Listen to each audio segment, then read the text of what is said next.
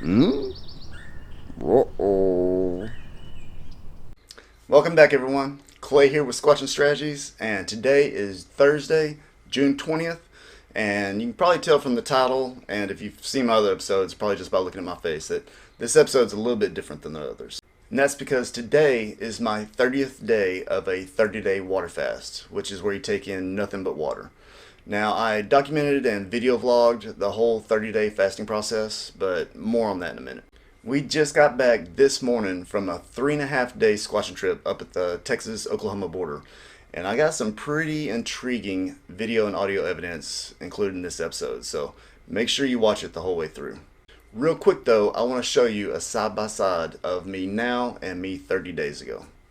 Now, like my intro, I decided to film this clip a few days after my fast was done. That way, any differences you see between the two of us isn't due to water retention. You can probably tell I was a little more plump back then. Who you calling plump, skinny boy? Look, I don't want to get into a pissing contest with you, alright? We both know that weight loss wasn't the primary goal of this in the first place anyways. I know. I've got a lot of things I need to pray about and focus on, and I've been struggling with some things. Oh, trust me, if anybody understands, it's me, okay? Keep your head up, you've got a lot of decisions to contemplate. You got to quit smoking, quit eating crap. You got to detoxify your body, get your mind right for getting back into shape. You got a lot of stuff to focus on. I know. I mean, you can go through 30 days of hell, but you'll be okay. Appreciate you, bud. You got this. Thank you. Now, put on your big boy pants, get through the next 30 days, but for right now, face the camera and smile so they can see the difference between the two of us. Okay. All right? Gotta have a little bit of patience with this guy. He's kind of a work in progress. Now, for you to understand why I did a 30-day fast at this point in my life, you need to know a little bit about my past. When I was in my teens and early 20s, I was completely out of control. I mean, I had absolutely no respect for authority, didn't give a crap about the rules, and I was constantly in and out of jail. I mean, between the ages of 18 and 23, I was locked up a total of 3.5 years of my life. I mean, it was just ridiculous. Well, eventually I got kind of tired of being locked up, decided to straighten up a little bit, and I always really enjoyed working out, understood body chemistry really well, and loved teaching people. So decided to put my skills to some good use for a change. And so I became a personal trainer. And I was pretty good at it, and I was in pretty good shape. However, after about 7 years, I got involved in what you could call a toxic relationship. And I got extremely hooked on Oxycontin, which, if you don't know what that is, it's one of the strongest opiates or painkillers that exists. And I struggled with that addiction for about 4 or 5 years before I finally got sober. And during that time, I didn't give a crap about working out anymore. In fact, I didn't really care about anything. I wasted a lot of years. By the way, I will be making a video on the best ways to get off opiates, but that's for another time. Anyways, once I sobered up, I decided to focus my energy on finding a steady paying job, working my way up, becoming financially stable, and just becoming a responsible individual for the first time in my life. Now, I've always been a Christian. My mom's always been very strong in her faith, and she raised me with those principles. And eventually I did my own research and found out that yes, all the hundreds of prophecies in the Old Testament were fulfilled by Jesus. In fact, that's kind of one of the main points of the Old Testament, is to show and prove that the New Testament is the truth. But that's for a whole nother discussion as well. My point is, even though I've always been a Christian, like most of us, I've strayed from the path far and often. And I wondered along the way, what's the fastest and most effective way to bring your mind, body, and soul back in line once you've strayed off course? Turns out the fastest and most effective way is through water fasting. There's a reason why every religion in the world has a fasting ritual, because it works. Even in the Bible, Moses fasted for 40 days when he went up on Mount Sinai to retrieve the 10 Commandments. And what's the first thing Jesus did after he got baptized? Went out in the wilderness, fasted for 40 days and 40 nights. Prayer and fasting go hand in hand in the Bible. Like I said, it's the best way to realign your mind, body, and spirit. It makes you more spiritually sensitive, enables you to be more receptive towards guidance and wisdom. It completely clears your mind and brings your train of thought back in line, and kind of raises the veil or fog that can become quite thick through addictions, bad habits, negative thinking, and just not living right in general. And it completely detoxifies the body, especially longer term fasts like 30 to 40 days. It's literally like hitting the reset button physically for your body, as well as every other aspect. Now, the reason I did this time is because I felt like I'd kind of come to a crossroads in a lot of aspects of my life. I needed to make sure I was making the right decisions, that I was making them for the right reasons, and that the path I chose was the correct path for me to take at this point in my life. I'm also going to start working out again, possibly get back into personal training part-time. Yet I've been struggling with smoking cigarettes, consuming fast food all the time, and just putting a bunch of crap in my body that's not supposed to be there. So I just felt that this was the time. So I started my fast. Now, because of my history of working out and strict dieting when I was younger, I actually kind of took to fasting pretty well. I mean, my first fast, I went 7 days, which is actually quite long for your first attempt. But after that, I did a couple of more 7 days, a few 10 days. Last year I did a 26-day fast. So it's not like this was my first time. I've actually been doing this for quite a while. Well, along the way, I thought, why not incorporate this into a Squatchin Strategies episode? There's theories that Bigfoot can see your aura or kind of read your intentions, kind of like how dogs can tell if someone's a good person or not. And there's even more extreme theories that maybe Bigfoot is related to the Nephilim of the Bible, or maybe that they're spiritual beings in of themselves. Now, I've never seen any evidence that suggests that they're more than flesh and blood creatures, but I've always been open-minded, and I'm definitely not opposed to the thought that maybe they have a sixth sense towards people and can kind of tell if somebody has a good character or not. So I wondered, what would happen if I went squatching when my body's as detoxified as it's ever been, my mind's more in line and focused than it's been in a long time, I'm clear about the path that I want to take and confident in my intentions of wanting to help people. And so I wondered what would happen if I just strapped cameras on me, went walking around the forest, and just prayed, meditated, and focused on the Lord. So that's what I did. Before we get started though, if you've ever been interested in fasting, like I said, I documented and video vlogged the whole 30-day process with daily face pics, daily body pics, daily video vlogs talking about the physical, mental, emotional, and even spiritual changes that go through the journey of fasting, as well as how to prepare yourself for a fast and how to safely come off a fast as well. And I'll upload that as soon as I finish the editing process. However, tomorrow I begin eating again. That's when I'm going to start working out.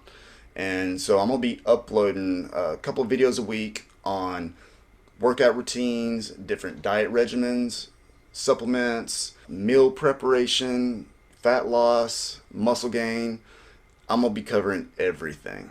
But I'm sure a lot of you are aware that a lot of Bigfoot, cryptid, and conspiracy channels have been getting demonetized or even just completely taken off. And I didn't want my fitness videos to be suffering any consequences because of what's on this channel. So I figured the best path to take for that was to create a separate channel where I'll be putting all my fitness videos, and that's where I'll be uploading the fasting documentary. That way I could keep this channel strictly about Squatchin Strategies. Now, I put the link for the new channel in the description below. It's called Fit with Clay. And after this video, you're more than welcome to go to the channel page, subscribe and join, and I'll be uploading those videos as soon as I can. Well, now that I've covered all that, let's get on with squatching. Well, it's Monday, June 17th, and I guess we're going to consider this day one. It is 6:30, and it'll be about an hour until we get there. Fort Worth in our rear view, headed to the Texas-Oklahoma border. Well, like I said, we'll be getting there about 7:30 or so. That way we'll kind of be able to put a plan together for tomorrow. So we're going to start bright and early in the morning. Now, for the past week or so, they said it was going to rain the whole time we were down there, so we're not going to be camping out. We just got a motel room we're going to stay at for a couple of nights. We're kind of turn this into a little vacation. We're going to do some fishing. We're going to stop by the casino, sit out by the pool. We're going to be doing the majority of our squatching early in the morning at sunrise and later on the evening at sunset, and then possibly in the middle of the night. But during the middle of the day when it's 90 degrees, we're we're just going to be enjoying ourselves. Now, unlike before, I'm not going to pinpoint exactly where we're going on this outing because I do know of a couple of other people that have active and ongoing research at or near this location, and I don't want other people coming in and creating a disturbance for those other researchers. So I'm going to be very respectful when I go to this area, and I'm not going to be using any methods that will disturb the animals or environment in any way. Now, like I said, it rained a ton the week prior to this. I believe this area got around 10 inches of rain the week before. So, I mean, trekking down the trails was no easy task by any means. I mean, there was just mud and puddles and crap everywhere. And eventually we ran into a dead end on the first trail that was just impossible to get through with the clothing that we had on. So we headed down the second trail, but didn't have much better luck with that either. We ran into the same situation on that one as well. Well, eventually we just decided to head in the opposite direction, where I knew it would lead to some higher elevation, so we could at least scout out some area for our squatching plan later on that day. Alright, well, day 2, and we came out here about 6:15 this morning, did some squatching, but it is a little too dark for me to do the recording that I want to do right now, so I figured I'd wait till this evening. It's about 6:30, 6:45 or so, so I'm going to get a good hour and a half in, but kind of wanted to show y'all all the equipment that we have on. I'll kind of start at the bottom. Got my steel toe boots here. Of course, got my snake guards as well. Got to have that in Oklahoma and Texas. As we come up, I got my little fanny pack. This is where I keep all my extra batteries to my audio equipment as well as my cameras. Keep my bear spray right here. Now, I'm going out on my own right now, so that way I can just kind of walk around and pray. Play a little bit of the Word of God in Hebrew on my phone as I'm walking through the woods and just kind of meditate and stuff. So Simone's going to be sitting in the car, so we are going to have our walkie-talkies. That way we can keep in touch since I am going to be out on my own. Now this, like I said, it's actually a vest strap that you put in front to have the camera facing forward. But what I like to do is put it on backwards. That way I got my 170-degree action cam pointed in the back. So it pretty much covers the whole angle back behind me there.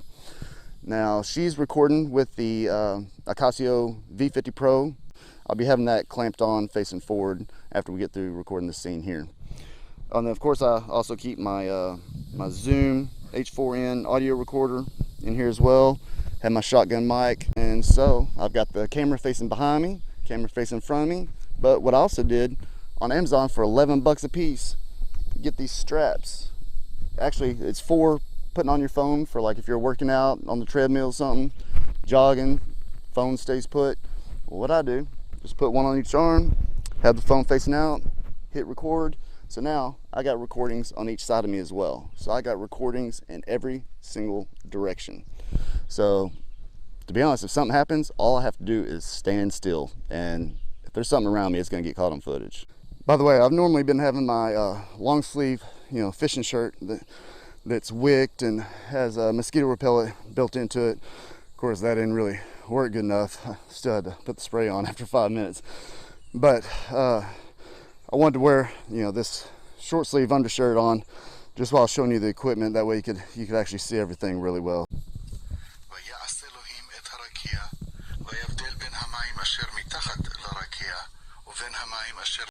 Crazy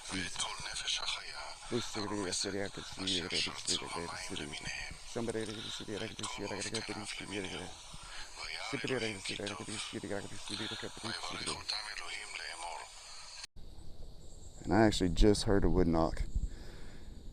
If I had to guess, I'd say probably around 100 yards away or so. Not sure which direction. I believe it's the direction I'm facing right now. But don't know for sure. Now, anytime we were scouting out a new area or if we were driving to or from a squatching spot, what I would do is I would put one camera facing out the front windshield, one camera out the passenger side window, and one out the driver's side window, and just kind of drive about 4 miles an hour down the road. Of course, have the window cracked in case I could hear anything. Well, this one particular moment, I was driving down the road and I heard some footsteps outside the driver's side window. And so I came to a stop. Of course, the footsteps stopped as well. And I pulled up a few more feet and the footsteps started again. And then I stopped again. Well, of course, I'm looking at about head level because I think something's walking around. And little did I know that someone was actually caught on film down at the bottom of the screen. And what you want to look at is the opening in the bushes down at the bottom near the ground. footsteps back there. It kind of sounds different from the way the tree waves.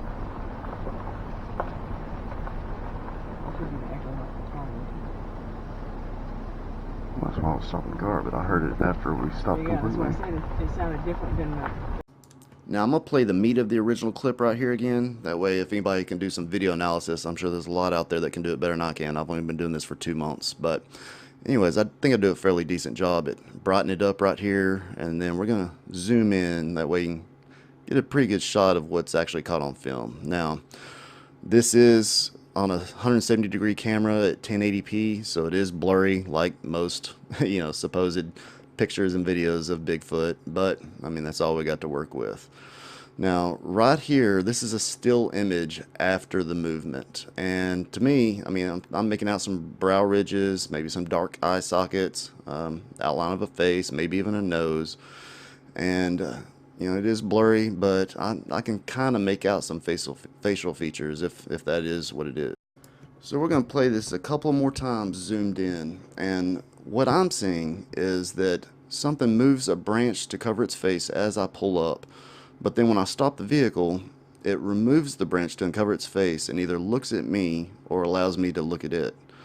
Now, maybe I'm wrong, but that's just kind of what I'm seeing here. And judging by the size, if that is what it is, I don't think it's a fully grown Sasquatch. I believe it's a juvenile, just keeping lookout. Now, I might be seeing something that's completely not there. I don't know. I mean, you be the judge and let me know in the comments what you guys are seeing. Alright, well, it's day 2, Tuesday night. It is 12:17, and I've come out here to pretty much a Bigfoot hotspot, and I'm going to set up my Zoom H4n audio recorder. We're going to leave it out overnight, come back and retrieve it about 6:15 in the morning when we do our morning squatching tomorrow on day 3. So I'm going to make this quick, hop out the car, pretty much wrapping my Zoom H4n in a plastic bag like I did on episode 1 with the shotgun mic hanging out. And I'm going to be pointing the shotgun mic towards the forest that's in between the fields and the Red River. So we'll see if we catch anything on audio. Now, of course, we have some normal sounds like an animal sniffing around the microphone.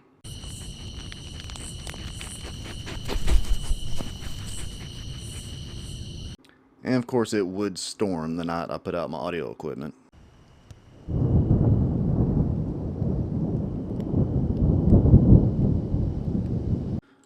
But during and after the storm is when the activity started picking up a bit. However, the most interesting audio recordings are actually from the last night that we put out our audio equipment. So make sure you stay tuned and watch for that part. But on this first night, we did get a potential yell off in the distance, along with a couple of knocks, which could potentially be wood knocks, claps, or tongue clicks. Now, you'll probably need to put in some headphones and jack up the volume, and then once this is over with, I'll slowly increase the volume of the video. That way it doesn't blow out your ears once it's all over with.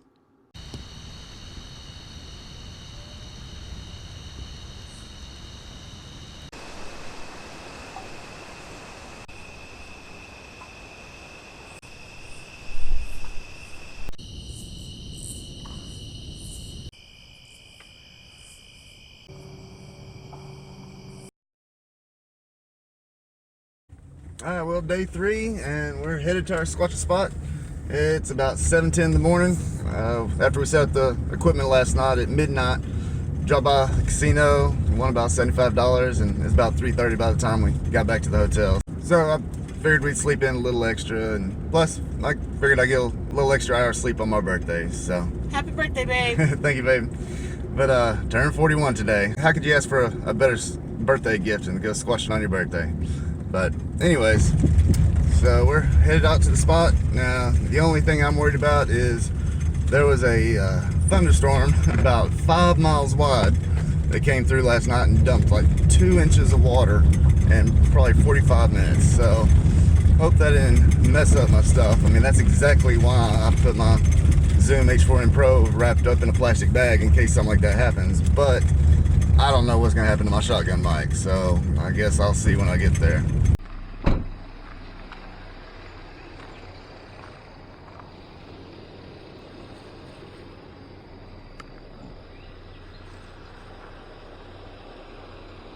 Alright, well, just retrieved the audio equipment, and as far as the audio recorder goes, it was perfectly fine. In fact, it was still recording when I took it out of the plastic bag. Now, as for the shotgun mic, I don't know. I'll have to see after it dries out and everything. It was pretty soaked. So, but as you know, yesterday we kind of got blocked on the 2 trails we went from water because we didn't have any boots or waders or anything, or knee-high waterproof boots anyways.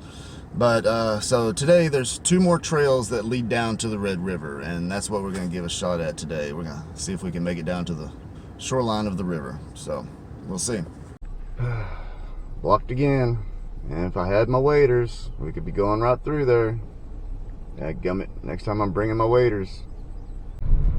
Well, there's a 4th and final trail at the end of this little dirt road, so we'll see how this turns. Ah, crap. Well, blocked again. This is a bunch of crap. Alright, we ran into town, got us some knee-high waterproof boots, so we're going for it. Alright, trekking across.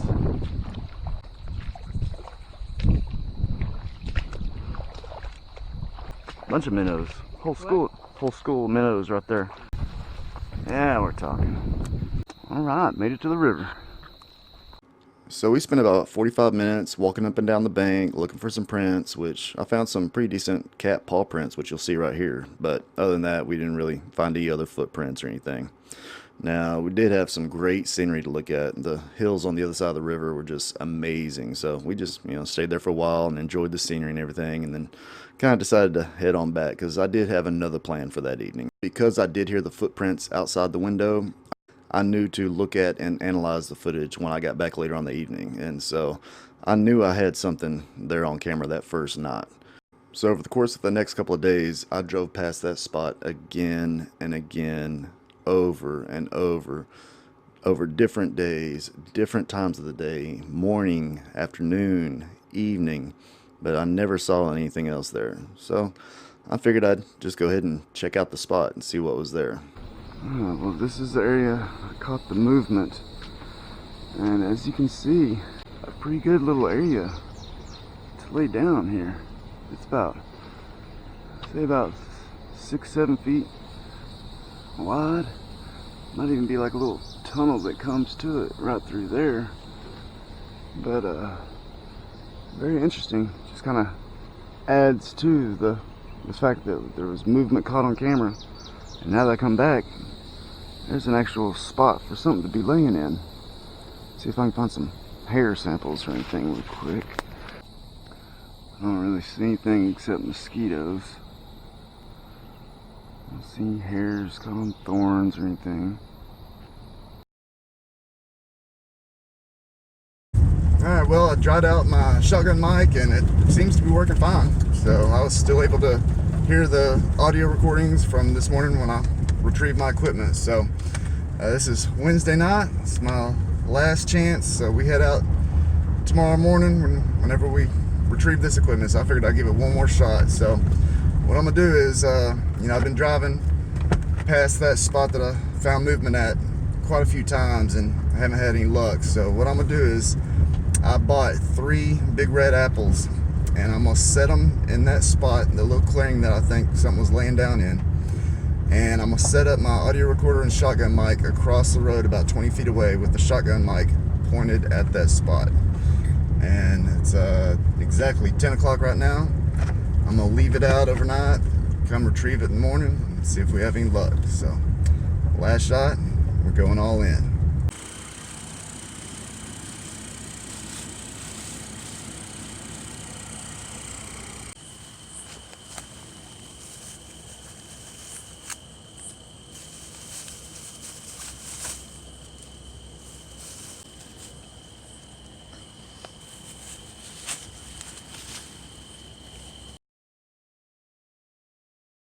Now at first it recorded the usual sounds, like some knocks here and there, and some animals sniffing around.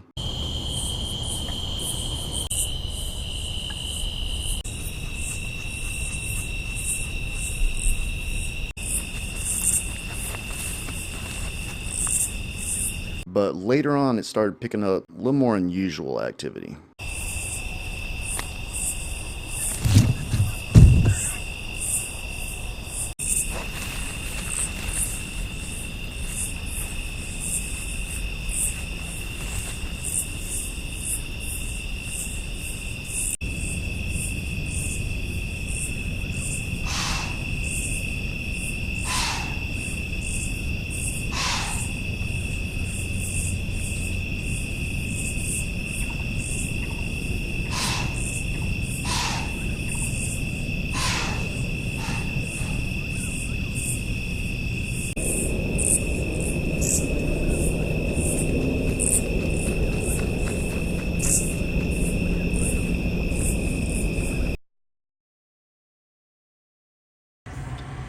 Alright, well, 6:45 on Thursday morning. Got my audio recorder here. A little damp, but